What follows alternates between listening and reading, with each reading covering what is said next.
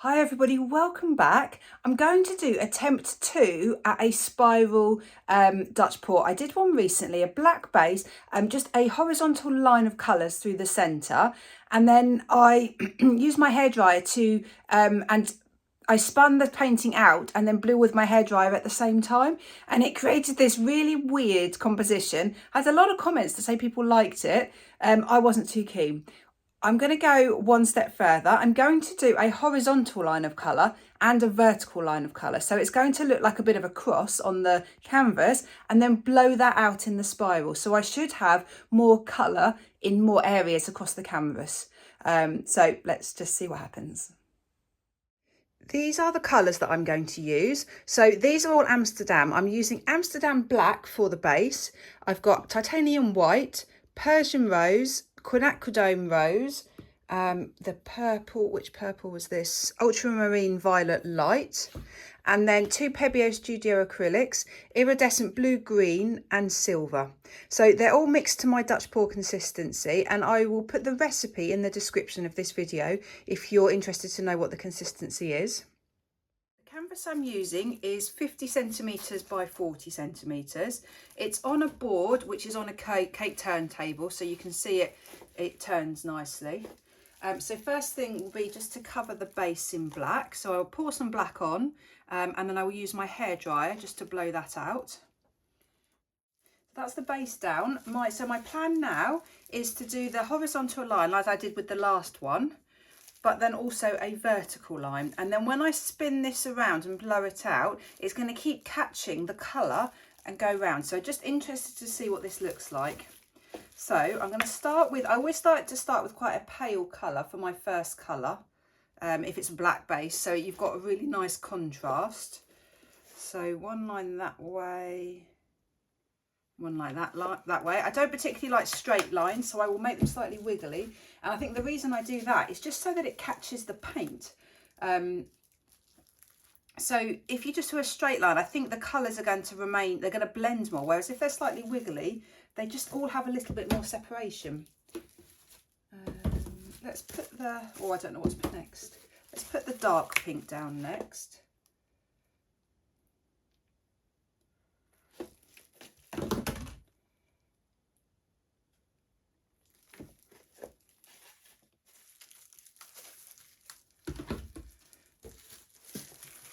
Some silver. I like adding silver because it tends to create really nice cells.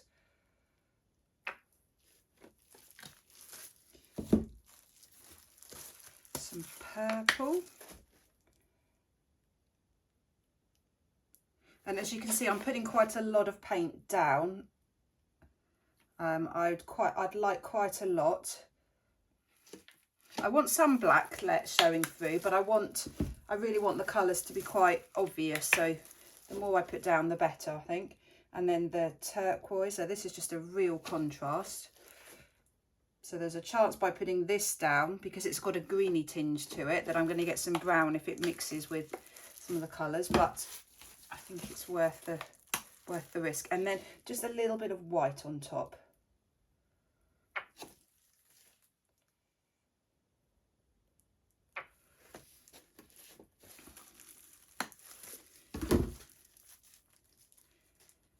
Now, am I happy with that?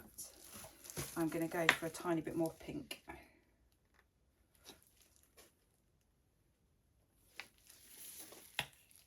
Okay, loads of colour there.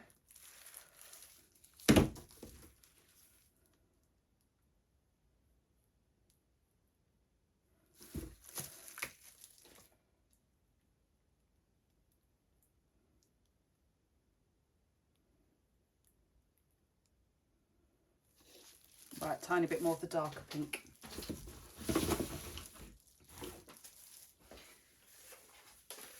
So to blow this out, I will have my hairdryer in quite a fixed still position. I will be spinning this, and at the same time just moving my hairdryer outwards slowly, so it creates a kind of spiral effect.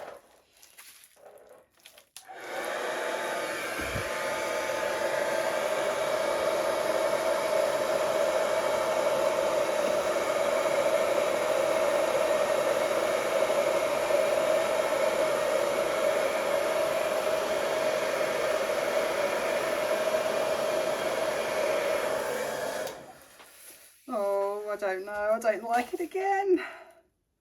Oh no. Oh, I had such high expectations that I was going to like it this time. Right, scraped, redone my base. So this will be take 2 today, but actually take 3 of this technique. 3rd time lucky. So going to do, instead of a cross, well, it will still be a cross, but it will be diagonally. I think that's what I will try. So let's try and get a rough diagonal line.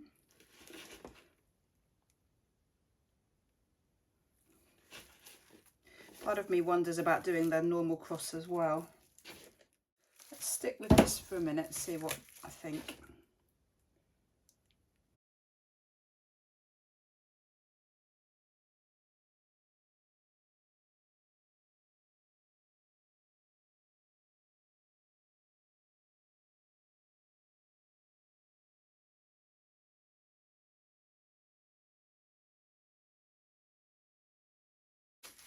Right, I've left out the white this time. For some reason, I just feel like that's a good idea.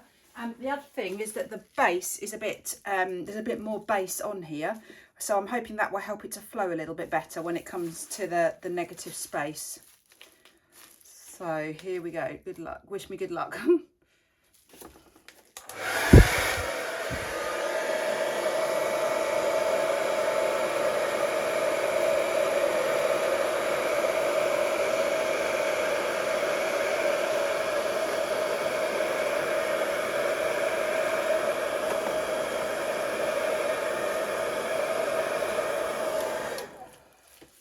Wow, that is totally different.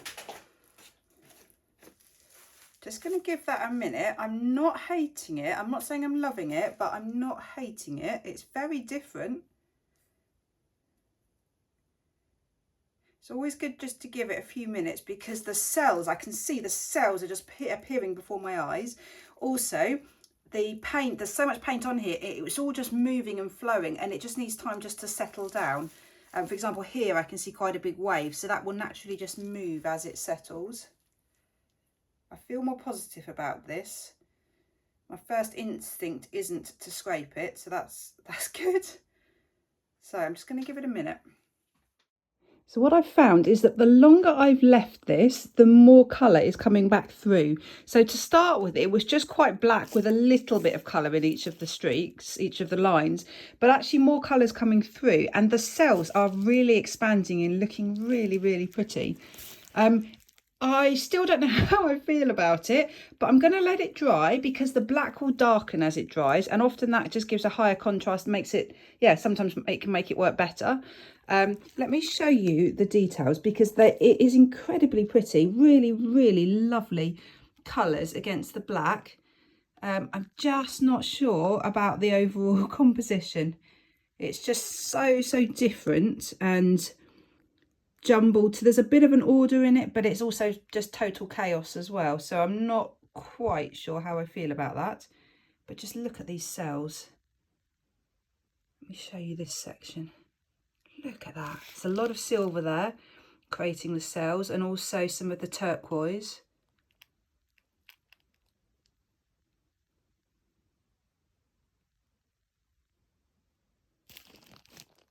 So really, really pretty effects. I think what I would quite like to do is one of my pinwheel explosive Dutch pours in this colour scheme, because I think that would look really pretty based on this one. Right, I will be back when this is dry. So it's now dry. It's such an interesting painting. I'm not sure if I like it or not. I'm really not sure, but it's so interesting. The composition is a bit nuts, but there's just so much movement in it because you can see the spin, you can see the movement in the paint. These cells are gorgeous. Some of these silver cells have really expanded, and that's just because the paint was really quite thin. It was my Dutch pour consistency, so really thin. But I love how you've got these really wispy bits on the black. You've got dense black there, so for real contrast, really dark black. But then you've just got these wisps of colour over the top. The cells are beautiful. This is my favourite section of cells, and you can see, I think now compared to when it was wet, the cells have expanded a little bit. And again, look there, you've just got this hint of iridescent colour mixed over the top of the black and throughout that black. So here, the colour was underneath, and that colour has just come to the surface over time. I think the best feature of this is to show you how iridescent it is. So there's no varnish on this yet.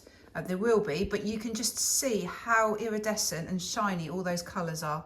So it's the green and the silver. It's so shiny. So yeah, I think I'm happy with it. I'd love to know what other people think.